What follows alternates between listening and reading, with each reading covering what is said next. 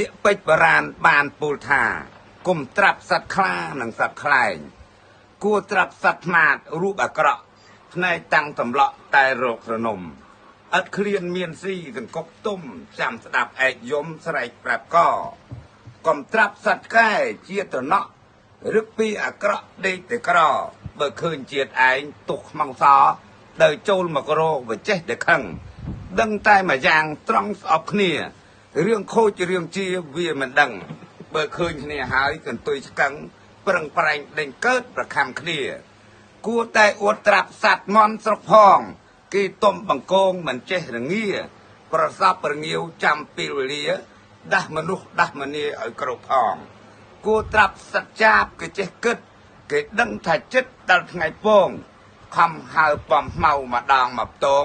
យកមកគុំស្គងធ្វើសម្បុកកំត្រាប់សัตว์ខ្លែងបពូចចូលប្លន់ហ៊ានលួចកូនមន់កណ្ដាលស្រុកទោះបីឃើញមេស្រែកយំលំអុកខ្លែងនៅតែញប់ញាប់មាត់មេកើតមកជាមនុស្សគំរោះដូចក្រូចស្មាមិនដែលមានពេលផ្អែមពិសាជាតិជូរយ៉ាងណាជូរទល់ងាប់បើបានកើតមកជាមនុស្សស្វ័យវិញកាលនៅខ្ចីជូរណាស់ពេលដល់ធំទុំចាស់គេផ្អែមល្អប្រជាជាតិយើងទុកខ្មៅសងកំរធ្វើបានដូចផ្លែស្វាយសំខាន់ជាងគេគឺមនុស្សស្នោតអ្នកប្រាជ្ញលោកកោតខ្ពស់បរិយាយបើសិនតែគិតទៅប្រយោជន៍ឆ្ងាយអ្នកស្រុកទាំងឡាយគេរាប់អាន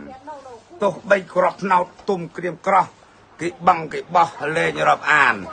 ដល់ពេលដុះរួចប្រយោជន៍បានដើមធំប្រមាណប្រាក់ប៉ុណ្ណឹងរុក្ខជាតិប្រយោជន៍ដូចដើមស្នោតបើបងប្អូនណាឆោតគិតមិនដឹង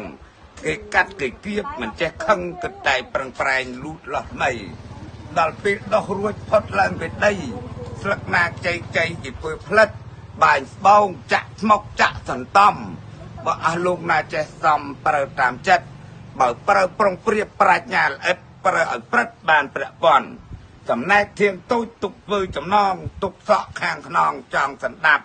អាសាច់កណ្ដាលហាលថ្ងៃអត់ស្រាប់កបែលទុកកាប់ដុតដាំបាយដើមស្នោតមកដើមលេងលុយកាក់បើបោកជាប្រាក់ច្រើនពាន់ផ្លាយប្រជាជាតិយើងផងទាំងឡាយគាត់បានប្រចាយដោយសារស្នោតសំអនុមោទនាទៀត